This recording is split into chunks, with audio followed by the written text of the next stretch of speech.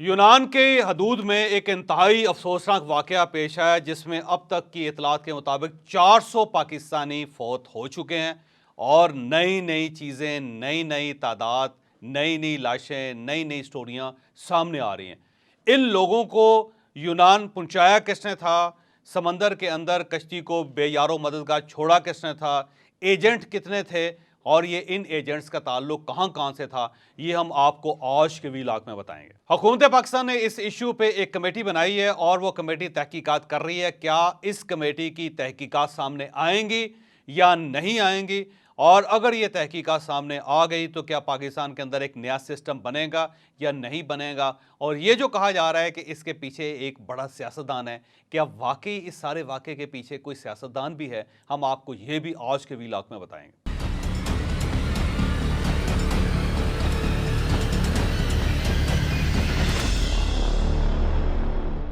पूरी दुनिया में इस वक्त एक ही खबर गर्दिश कर रही है कि यूनान की समंदरी हदूद के अंदर एक 750 अफराद की कश्ती डूब गई और यूनानी जो अथॉरिटीज़ थी वो समंदर के अंदर बैठ के इस सारे मंजर को देखती रही और किसी ने उनको बचाने की कोशिश नहीं की।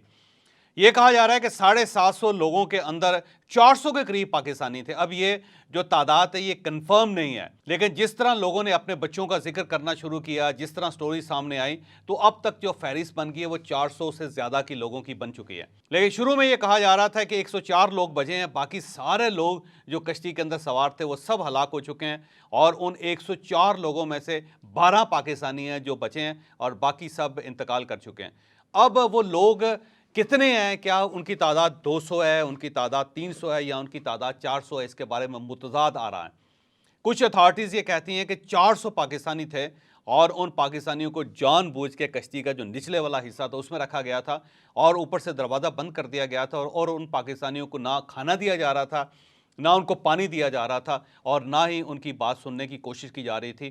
तो वो अंदर बैठ के बेचारे सिसक सिसक के मर गए। बल्कि एक पाकिस्तानी नौजवान ने ये इंकशाफ भी किया कि कश्ती डूबने से पहले ही 14-15 पाकिस्तानी मर चुके थे और उन पाकिस्तानियों ने बाकायदा अपने साथियों को वसीयत की थी और उससे कहा था कि मेरे पेरेंट्स को ये बताना है कि अल्लाह का वास्ता है अपने किसी बच्चे को इस तरह मुल्क से बाहर ना भिजवाएं। ये दरिंदे लोग हैं, ये जालिम लोग हैं, इनकी नज़र में किसी की जान की कोई परवाह नहीं है। तो ये भी कहा गया। बहरहाल जो 12 पाकिस्तानी बचे, जब उनका इंटरव्यू करना शुरू किया तो उन्होंने बड़ी होलनाक किस्म की कहानियां सुनाई और इसके साथ साथ कुछ ऐसे लोग जो अभी सामने आए हैं उनकी तादाद 71 है। ये 71 वालदैन है कि जिनके बच्चे मिसिंग है और इन वालदैन ने जब आप कहानियां सुनानी शुरू की तो पता चला कि एजेंट्स ने इनसे 25 लाख से लेकर 35 लाख रुपए वसूल किए।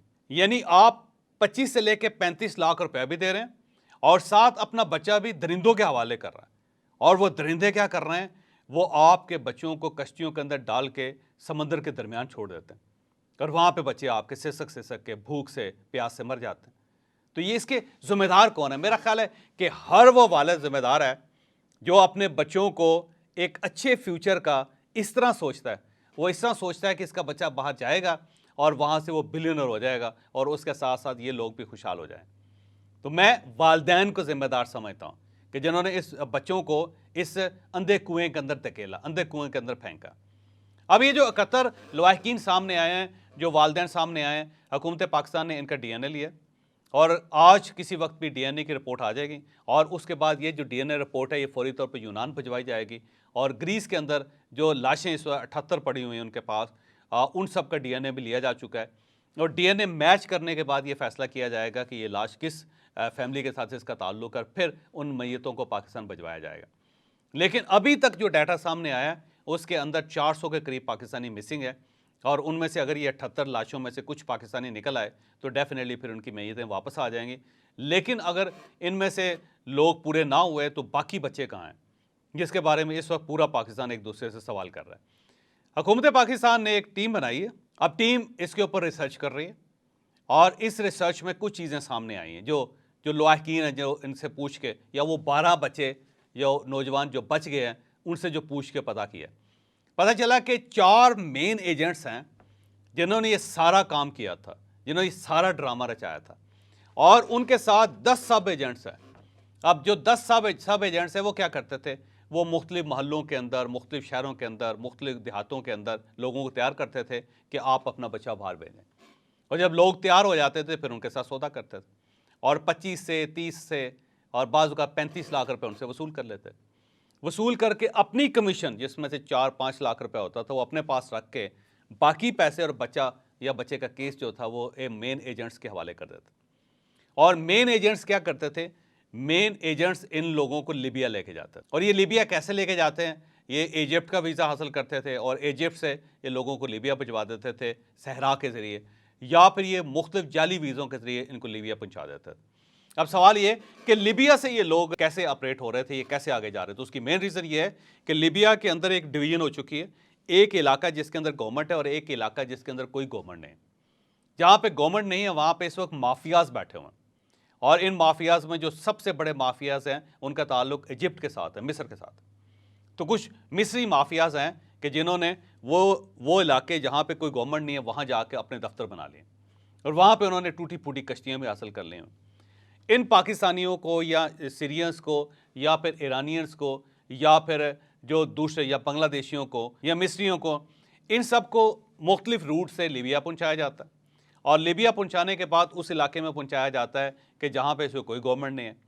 वहाँ पे फिर इनसे 8,000 से लेकर $10,000 लिया जाता है और उसके बाद फिर इनको वहाँ पे कैंप्स में रखा जाता है। वहाँ बहुत मिजरेबल कंडीशन है, ना किसी के पास खाने के लिए कुछ होता है, ना कुछ पीने के लिए कुछ होता है। फिर जब एक फेवरेबल सा हालात पैदा हो जाते हैं या आगे को डील हो जाती है तो फिर इन लोगों को कश्तियों में सवार किया जाता है। कश्तियों में सवार करने के बाद इनको कहाँ भेजा जाता है? इनको इटली की तरफ भिजवाया जाता है और इटली जो है मेन जगह है जहाँ पे इन लोगों को उतारा जाता है और उसके बाद फिर इन्हें पूरे यूरोप के अंदर स्मगल कर दिया जाता है। अब ये एक सवाल है कि इटली के अंदर कौन लोग हैं जो इनको वसूल करते हैं और क्या उन्होंने सिस्टम को ब्रेक कर रखा है? यकीनन डेफिनेटली वहाँ पे भी माफियाज हैं, वहाँ पे भी बहुत सारे ऐसे लोग हैं, बहुत सारे रैकेट्स हैं जो इस सारे ऑपरेशन को ऑपरेट कर रहे हैं, जो इस सारे सिस्टम को चला रहे हैं। तो उनमें से कुछ जो पैसे हैं, जो पैसे वसूल किए जाते हैं उनको भेज दिए जाते हैं और वहाँ पे वो कोस्ट गार्ड जो है उनके साथ मिल के ये सारा ऑपरेशन करते हैं और इस तरह लोगों को कश्तियों में बिठा के उधर भेज दिया जाता है और फिर वो स्मगलर इन्हें वसूल करके फिर इनको यूरोप के मुख्तलिफ हिस्सों में पहुँचा देते हैं।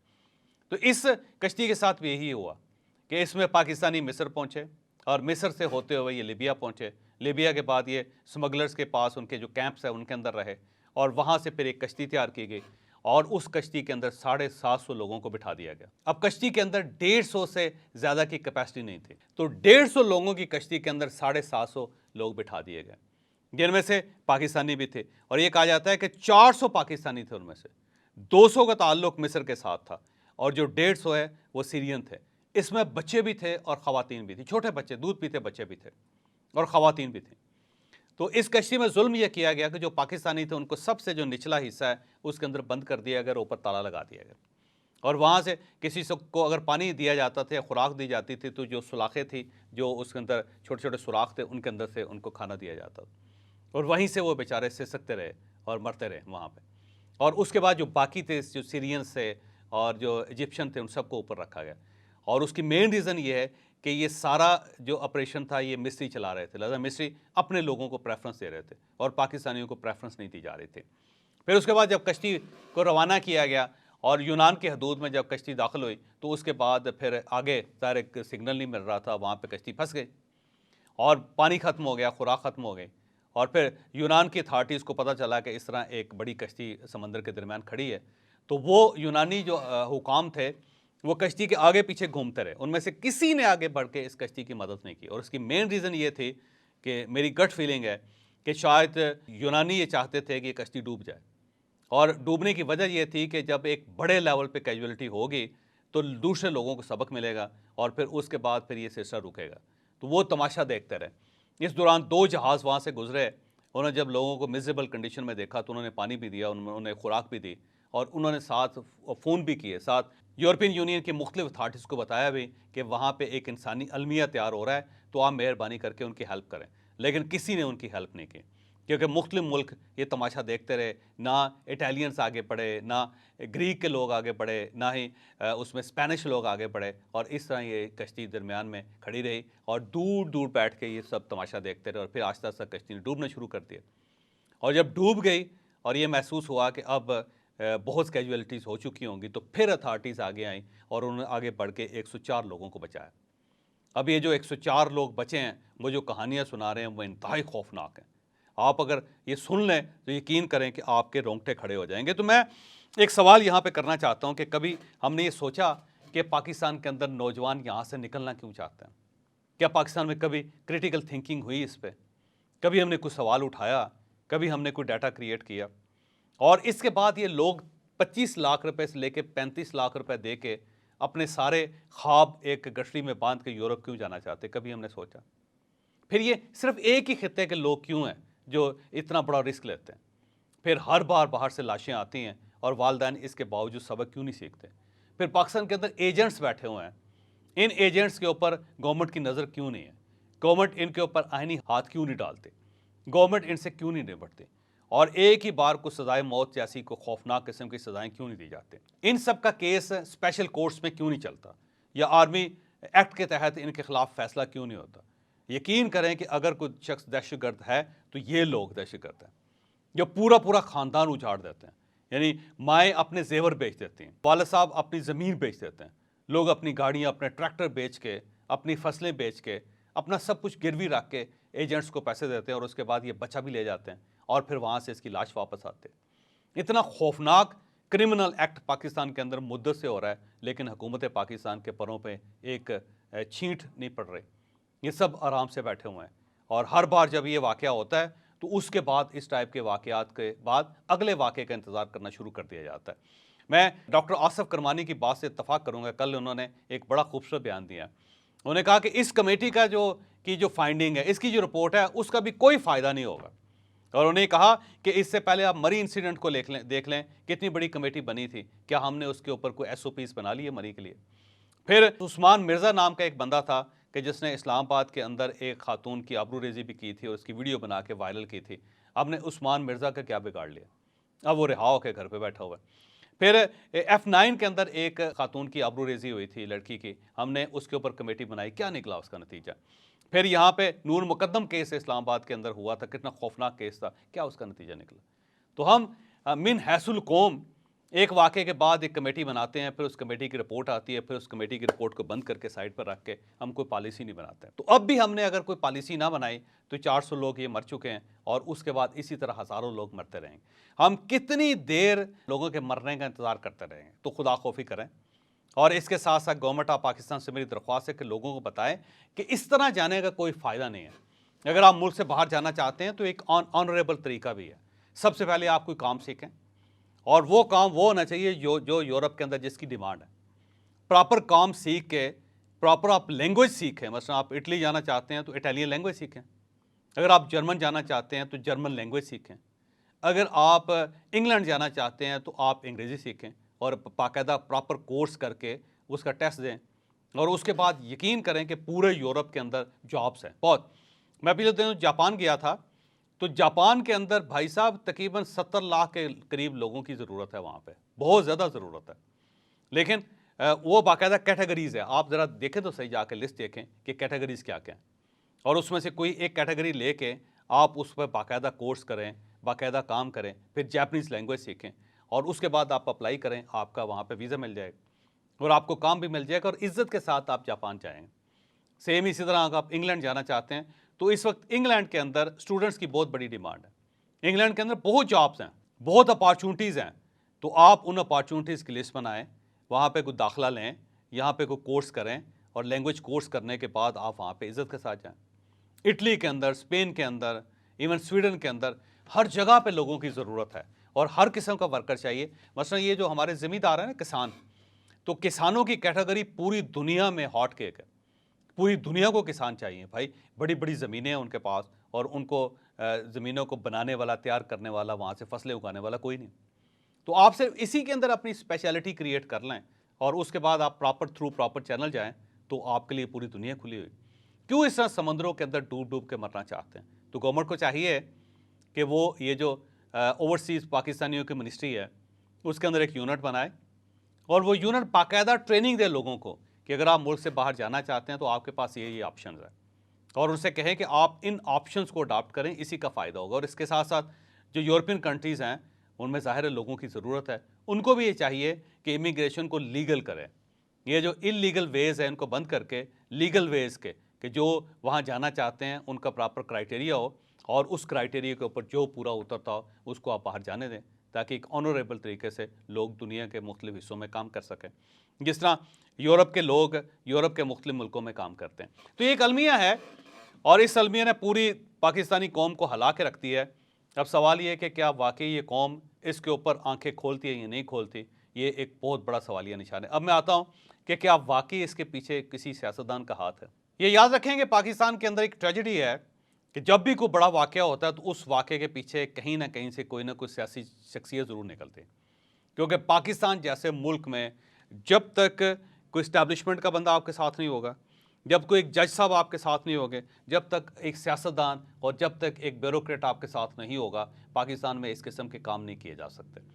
तो इस वक्त जो दो लोग गिरफ्तार हुए हैं, वकास अहमद है, साजिद महमूद है, ये दो मेन एजेंट्स हैं और ये साजिद महमूद का ताल्लुक मंडी बहाउद्दीन के साथ है। तो जब इनका प्रोफाइल देखा गया तो पता चला कि मंडी बहाउद्दीन से रिलेटेड कुछ सियासतदान ऐसे हैं जिनके साथ इसका बड़ा ज़बरदस्त लिंक है, खौफनाक लिंक है। बल्कि ये उनको इलेक्शन के अंदर सपोर्ट करता है, उनको पैसे देता है।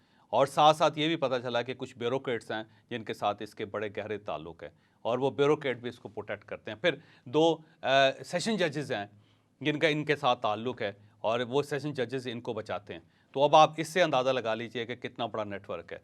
अब सवाल ये है कि अगर आप इन लोगों को पकड़ते हैं तो जो लोग इनके नेटवर्क के अंदर हैं आप उनके ऊपर हाथ डालेंगे या नहीं डालेंगे? मेरा नहीं ख्याल कि पाकिस्तान के अंदर हाथ डाला जाएगा। इसीलिए हर करैक्टर जब फौत होता है या हर करैक्टर के खिलाफ जब फैसला होता है तो ये करैक्टर एक नए करैक्टर के साथ नथी होकर दोबारा अपना काम शुरू कर देता है।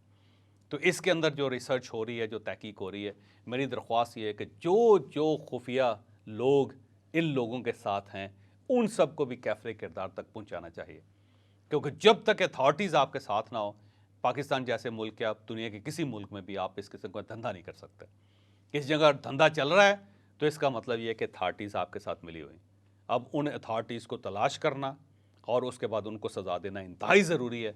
उनको सज़ा होगी तब ये नेटवर्क टूटेंगे, वरना ये साजिद महमूद को सज़ा हो जाएगी या वकास अहमद को सज़ा हो जाएगी, लेकिन इनकी जगह नए करैक्टर सामने आ जाएंगे और उनको इसी तरह परवान चढ़ाया जाएगा, इसी तरह लोग कश्तियों के अंदर डूबते रहेंगे।